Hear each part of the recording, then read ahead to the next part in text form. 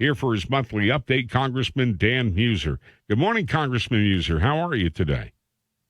RJ, doing terrific. Good morning to you. Good morning. You've been busy as always, no question about it. Yes, definitely stay busy. Had a number of events over what was St. Patrick's Day weekend. I hope you had a great St. Patrick's Day. I hope everybody did. Had a terrific parade in Pottsville.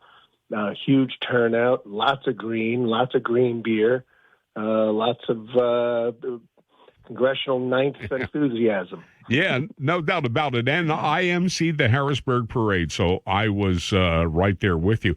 Hey, there's a pretty interesting Emerson, Pennsylvania poll on the upcoming election. It includes some Senate information, too, but it does show that Trump is leading Biden 47 to 43%. What's your take on this so far? Yeah, no real surprise there. We've been seeing that in the polls that the Trump camp's been running and others have been running. He's doing well, the president that is, in almost all the demographics. Even with a third-party candidate, President Trump is leading by the same, about 4 to 5 points. And these polls are reflective in Pennsylvania, which is what we are completely focused on, of course. But these exist in Michigan, Arizona, Nevada, the Wisconsin, the swing states. The president's up in those states, actually, even a little bit better. And let's face it, I mean, the issues are not favorable to current President Biden. I mean, the top issue is economy, and inflation is almost 20% higher. Things cost 20% more than they did when Joe Biden was sworn in. That in itself is very, very difficult for him to get past. But the crime issue, crime. Crime in Pennsylvania is now more of an issue for people than illegal immigration, and that's very high. So his policies are a disaster, and we've got the solutions, and that's a big matter for people.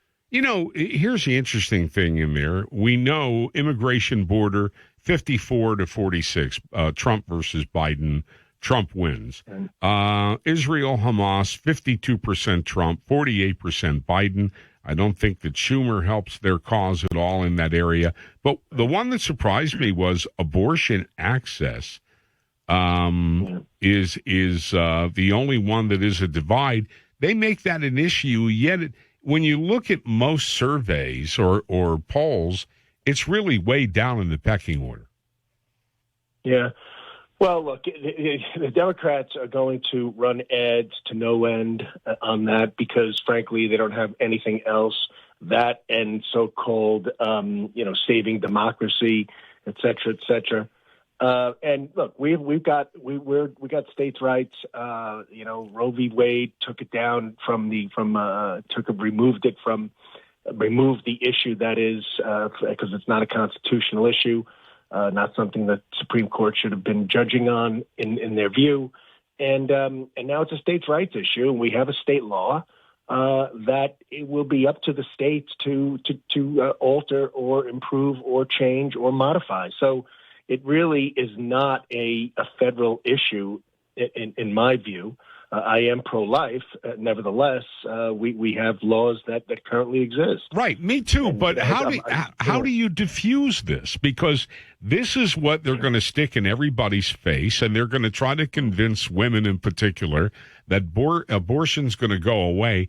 And you and I both know, even though I'm pro-life, you and I both know it's not going away anytime soon. Well, yeah, I mean, we got to show be sympathetic. I mean, they are voters too, and if that's what is important to them, we've got to show that we recognize that it is important.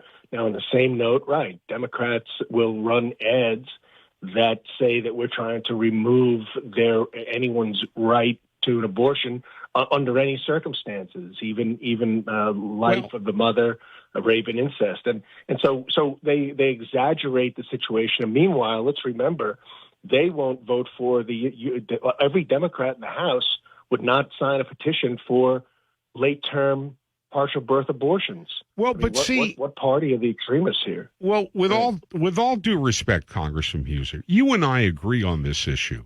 My whole point, though, is that this is turning an issue into an issue right now that you and I are spending more time that we should, right. Given that the country is broken. It's broke. The economy is in bad shape. Energy-wise, we're off the map on the way things are going, and they're sidelining all of that by putting abortion at the top.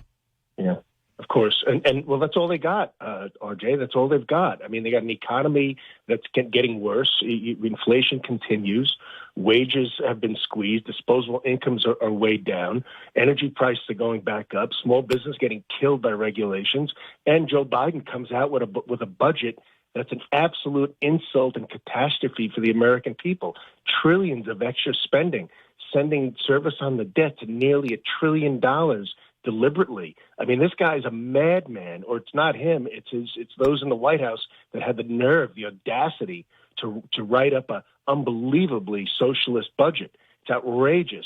And then just you look at the crime and their willingness to be apologetic for it and to victimize the victims. And criminalize the victims, if you will. And then the immigration issue, just making it up 3.5 years in at the State of the Union, stating how somehow this is the Republicans' fault and blaming it on Donald Trump and blaming it on us.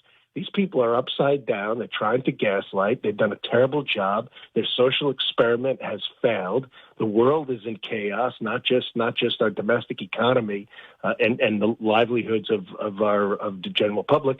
And then throw the scandals in there. I mean, this is a corrupt White House. So not to mention the cognitive impairment of the president. Yeah. Now I want to talk to you about constituents of sorts, and we have our partisans, the constituents that you know, and my constituents of listening here that we know who are conservative. But you run into a lot of everyday people who aren't necessarily in one camp or another. Do you finally, do you feel they're finally waking up to the fact that this country's broken right now? Yeah, and you know what the sense I get, and I think that poll actually had a blurb about this. The people who support a change and support Trump are for the Trump policies and support Republicans. And the people that are supporting Biden, they don't like Trump's personality. Mm. So it's not so much about the direction they want to see. It's really, when it comes to Trump, it comes to the personality. And most of that, frankly, is driven by the media.